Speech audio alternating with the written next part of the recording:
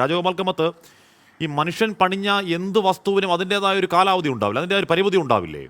അല്ലെങ്കിൽ ഇത് എത്ര കാലത്തേക്ക് ഇതിപ്പോൾ ഈ പറയുന്നത് പോലെ ഈ ഫിസിക്സിൻ്റെ തത്വം അങ്ങനെയാണ്, ഈ പറയുന്ന ഈ രീതിയിലാണ്, അതിൻ്റെ കല്ലിന് ബലമുണ്ട്, അത് കാരണം എല്ലാ കാലത്തേക്കും ഇതങ്ങ് വെള്ളം നിറഞ്ഞ് ആ പ്രഷറിൽ അങ്ങ് നിന്നോളും എന്ന് വിശ്വസിച്ചാൽ ഇപ്പോൾ എല്ലാവരും ഇപ്പോൾ ഫിസിക്സ് ഭൗതിക ശാസ്ത്രജ്ഞനല്ലല്ലോ ശ്രീ രാജഗോപാൽ കമ്മത്ത്. കേരളത്തിന് ഉറപ്പായും ആശങ്കയുണ്ട്, കേരളത്തിന് ഉറപ്പായും ആ വിഷയത്തിൽ ആശങ്കയുണ്ട്. തർക്കധാരെ പേടിപ്പിക്കാൻ വേണ്ടി പറയുന്നതല്ല, ആശങ്കയുണ്ട്.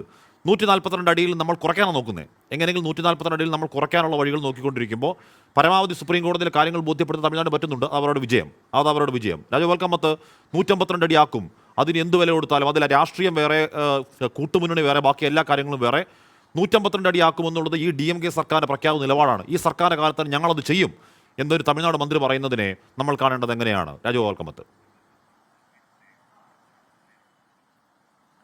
നമ്മളിപ്പോൾ 25 വയസ്സുള്ള ഒരാൾ 200 കിലോഗ്രാം ഭാരം പൊക്കുന്നു, വെയിറ്റ് ലിഫ്റ്റിംഗ്. അദ്ദേഹം 80 വയസ്സെത്തുമ്പോൾ അതേ ഭാരം തന്നെ ചുമക്കും എന്ന് കരുതുന്നത് തന്നെ അബദ്ധമാണ്. മുല്ലപ്പെരിയാർ ഡാം എക്സ്പയറി ഡേറ്റ് കഴിഞ്ഞ ഡാമാണ്. അത് കഴിഞ്ഞ് എത്രയോ ദശകങ്ങൾ കഴിഞ്ഞു. അത് ഉണ്ടാക്കിയ എഞ്ചിനീയർ തന്നെ പറഞ്ഞ് ആ കാലഘട്ടം കഴിഞ്ഞിട്ട് അനേകം ദശകങ്ങളായി. അപ്പോൾ ഇപ്പോഴും അത് സുരക്ഷിതമാണെന്ന് വിശ്വസിക്കുന്നത് ഭീമാബദ്ധമാണ്. ഞാനിപ്പോൾ ആരെയും പാനിക്കാക്കാൻ പറയുന്നതല്ല. ഇതിന് പല വശങ്ങളുണ്ട്. സയൻസിൻ്റെയും എഞ്ചിനീയറിംഗിൻ്റെയും വശങ്ങൾ സംസാരിക്കുന്നത് കണക്കിലെടുക്കുക.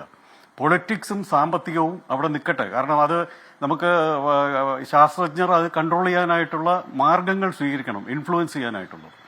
സയൻസിൻ്റെ കാര്യം ഞാൻ രണ്ടാമതായിട്ട് പറയാം. സാമ്പത്തികത്തിൻ്റെ കാര്യത്തിൽ നിന്ന് തുടങ്ങാം. ഇതിൽ നിന്ന് ജലം പോകുന്നത് വൈഗൈ ആറിലേക്കാണ്. വൈഗൈ റിവറിൽ നിന്ന് വൈഗൈ ഹൈഡൽ പവർ പ്രോജക്റ്റ് ഉണ്ട്. അപ്പോൾ ഏറ്റവും കൂടുതൽ ഗുണം കിട്ടുന്നത് ഹൈഡൽ പവർ പ്രോജക്റ്റിനാണ്. അപ്പോൾ ജീവനോപാധി എന്നൊക്കെ പറഞ്ഞിട്ട് വെള്ളം കെട്ടി നിർത്തണം, അത് ഞങ്ങൾക്ക് ഉപയോഗിക്കണമെന്ന് പറയുന്നത് ഇങ്ങനെയുള്ള ഒരു ഉദ്ദേശം കൂടെ ഉണ്ട്. കൽപ്പാക്കവും കൂടങ്ങളും ഒക്കെ ഉണ്ടല്ലോ. അപ്പോൾ അതിൽ നിന്ന് കൂടാതെ തന്നെ ഇതും അവർക്ക് ആവശ്യമായിട്ടുണ്ട്. അതിൻ്റെ സാമ്പത്തിക വശമുണ്ട്, പിന്നെ കൃഷിയുടെ കാര്യങ്ങളുമുണ്ട്.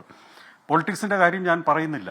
സയൻസിൻ്റെ കാര്യം പറയുന്നതിന് മുമ്പ് എഞ്ചിനീയറിംഗിൻ്റെ കാര്യം പറയാം. ഇതിപ്പോൾ ഇത്രയും കാലം കഴിഞ്ഞ ഡാമാണ്. 19-ാം നൂറ്റാണ്ടിൻ്റെ അവസാന കാലഘട്ടത്തിൽ പണിഞ്ഞ ഡാമാണ്. അതിപ്പോൾ നമ്മൾ 21-ാം നൂറ്റാണ്ടിൻ്റെ 3-ാമത്തെ ദശകത്തിലെത്തി നിൽക്കുകയാണ്. അപ്പോൾ ലോകത്തെ ആരും ഈ പറയുന്നതൊന്നും കണക്കിലെടുക്കില്ല. അത് സുരക്ഷിതമല്ല എന്നുള്ളതാണ് വാസ്തവം. പെട്ടെന്ന് പാനിക്കാവേണ്ട ആവശ്യമില്ല, അതിന് കോലാഹലത്തിൻ്റെ ആവശ്യമൊന്നുമില്ല.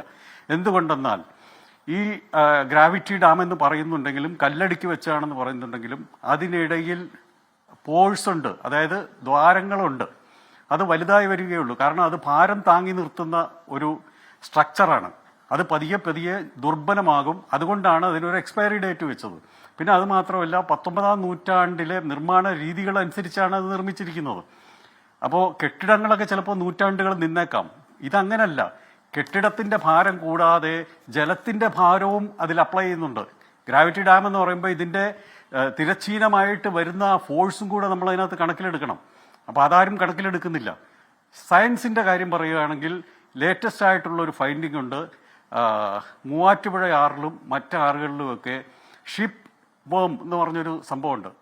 അത് ധാരാളമായിട്ട് കണ്ടെത്തിയിട്ടുണ്ട്. ഈ 2-3 ദശകങ്ങളുടെ പഠനത്തിൽ ധാരാളമായി കണ്ടെത്തിയിട്ടുണ്ട്. മണ്ണിര പോലെയുള്ള ഒരു സംഭവമാണ് അത്. തടിയാണ് സാധാരണ തിന്നുക.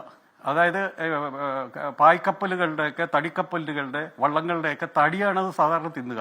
പക്ഷെ ലേറ്റസ്റ്റ് ഫൈൻഡിങ് അനുസരിച്ച് മറ്റൊരു സ്പീഷീസ്, ഈ പുഴയിലൂടെ ഒഴുകി വരുന്ന ആ സ്പീഷീസ് കല്ല് തിന്നുന്നതാണ്. പ്രത്യേകിച്ച് ലൈംസ്റ്റോൺ. അതായത് നമ്മുടെ ഈ ഡാം കെട്ടിയിരിക്കുന്നതിന്റെ ഒരു ഘടകം എന്ന് പറയുന്നത് ലൈംസ്റ്റോണിന്റെ മിശ്രിതമാണ്. അപ്പോൾ അത് ജലനിരപ്പിന് താഴെ അത്തരം വസ്തുക്കളുണ്ടോ എന്നുള്ളത് നമ്മൾ പരിശോധിക്കേണ്ടിയിരിക്കുകയാണ്. അതുണ്ടെന്നുണ്ടെങ്കിൽ അത് നമുക്ക് കാണാൻ കഴിയില്ല. ഇത് 15 സെന്റിമീറ്റർ നീളമുള്ള ഈ ഷിപ്പ് ഇത് പതിയെ ലൈംസ്റ്റോൺ തിന്നാണ് അകത്തോട്ട് കയറുന്നത്. നമ്മുടെ മണ്ണ് കുഴിച്ച് അകത്തോട്ട് പോകുന്നത് പോലെ ലൈംസ്റ്റോൺ തിന്നാണ് അകത്ത് പോകുന്നത്. അത് പൊട്ടിച്ചാൽ മാത്രമേ നമുക്ക് അറിയാൻ പറ്റത്തുള്ളൂ. ഇപ്പൊ അതിനെക്കുറിച്ചിട്ടുള്ള ഒരു 5 വർഷമായിട്ട് നമുക്ക് അതിനെക്കുറിച്ച് ഇപ്പോൾ അറിയാം. അത്തരം അപ്പോൾ ലേറ്റസ്റ്റ് ആയിട്ട് സൗത്ത് ഈസ്റ്റ് ഏഷ്യയിൽ ഇതിന്റെ സാന്നിധ്യം സ്ഥിരീകരിച്ചിരിക്കുകയാണ്.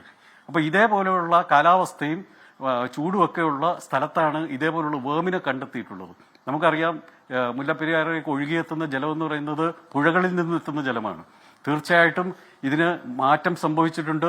ഈ ഒരു സ്പീഷീസ് ലിത്തോറിഡോ എബാറ്റാനിക്ക എന്ന് പറയുന്നതാണ് ഈ ഷിപ്പ് വേമിന്റെ പേര്. അതിന് ഷിപ്പ് വേം എന്ന് പറയുന്നുണ്ടെങ്കിലും റോക്ക് ഈറ്റിംഗ് ഷിപ്പ് വേം എന്നാണ് അത് അറിയപ്പെടുന്നത്. അപ്പൊ അതിന്റെ സാന്നിധ്യം ഇവിടെ ഉണ്ടോ? ഇത് ഒരു സ്പീഷീസ് നമ്മൾ കണ്ടെത്തുകയാണെങ്കിൽ മറ്റ് സ്പീഷീസുകൾ അവിടെ ഉണ്ടോ എന്ന് കണ്ടെത്തണം. അതിന് പരിണാമം അതിന് മ്യൂട്ടേഷൻ സംഭവിച്ച് ഈ രീതിയിലുള്ള റോക്ക് ഈറ്റിംഗ് ആയി മാറിയിട്ടുണ്ടോ എന്നുള്ളത് നമുക്ക് പരിശോധിക്കണം. അത് ഡാമിനെ ദുർബലമാക്കാൻ സാധ്യതയുള്ളതാണ്. കാരണം ചുണ്ണാമ്പുകല്ല് പണിഞ്ഞിട്ടുള്ളതാണ്. ചുണ്ണാമ്പുകല്ലിന്റെ മിശ്രിതമൊക്കെ വെച്ച് പണിതിട്ടുള്ളതാണ്. ചുണ്ണാമ്പുകല്ല് മിശ്രിതമാകുമ്പോൾ അതിന് എളുപ്പത്തിൽ തിന്നു പോകാൻ പറ്റും. അപ്പോൾ ഉള്ളിലേക്ക് നമ്മളിപ്പോൾ ഇതിനിപ്പോൾ മേക്കപ്പ് നടത്തിക്കൊണ്ടിരിക്കുകയാണ്. ഇപ്പോൾ മേക്കപ്പ് തുടങ്ങി എന്നാണ് അറിഞ്ഞത്. അതൊരു മേക്കപ്പായിട്ട് മാത്രമേ നിൽക്കത്തുള്ളൂ.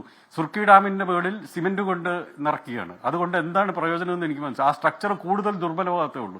കാരണം ഇത് രണ്ട് രീതിയിലാണ്. ഒന്ന് ഗ്രാവിറ്റി, അതിന് ഡാമിന്റെ ഗ്രാവിറ്റി, തിരശ്ചീനമായിട്ടുള്ള അതിന്റെ ബലം, അതിലേക്ക് പുതിയൊരു ആശങ്കയാണ് ഈ പറയുന്ന നമുക്കത് കുറച്ചുകൂടി ആഴത്തിൽ നോക്കാം.